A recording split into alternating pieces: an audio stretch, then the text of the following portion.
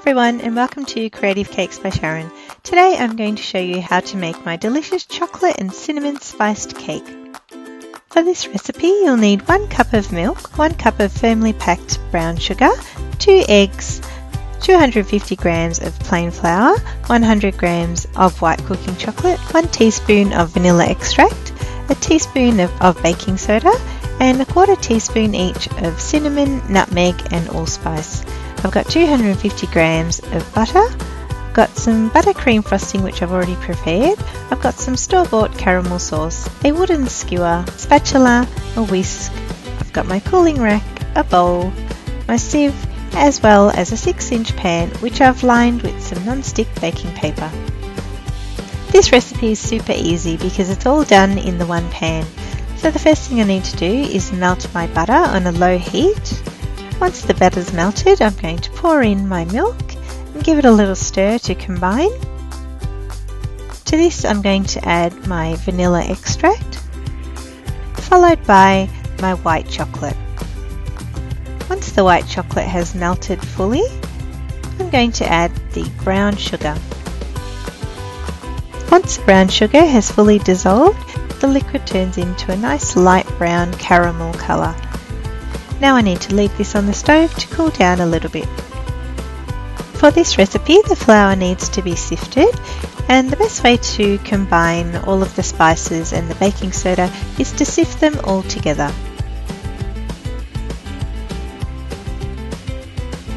It's back to my pan again, and I'm going to slowly incorporate the dry ingredients into the wet mixture. I'm going to add the flour a little bit at a time, whisking gently after each addition just to remove any lumps, but careful not to over whisk it.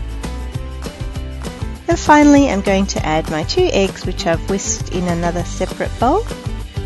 You can see that once all the ingredients are mixed together, the mixture has a nice thick consistency and is not too runny. I'm just going to transfer my mixture into my baking tin, and I'm just going to go about 3/4 of the way up of the tin.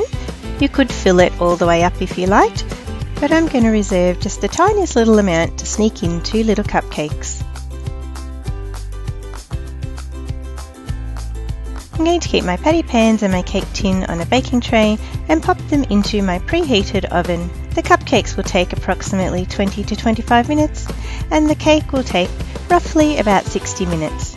Before taking the cake out, I'm going to make sure it's fully cooked all the way through by inserting the skewer and making sure it comes out dry. It's important to leave this cake out on a bench to cool completely before tipping it out onto a wire rack.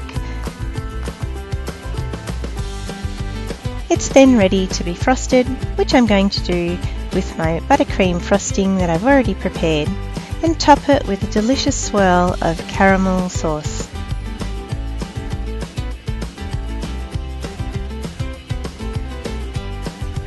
Once you've made these cakes, they're certainly not going to last long. The whole house smells absolutely delicious, they're super moist, and it's going to be hard to stop at just one. Guys, I hope you enjoyed this tutorial. Don't forget to give it a like and share it with your friends.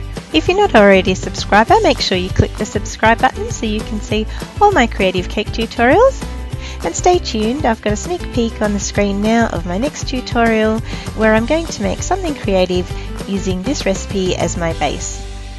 Thanks for watching, and I'll see you next time.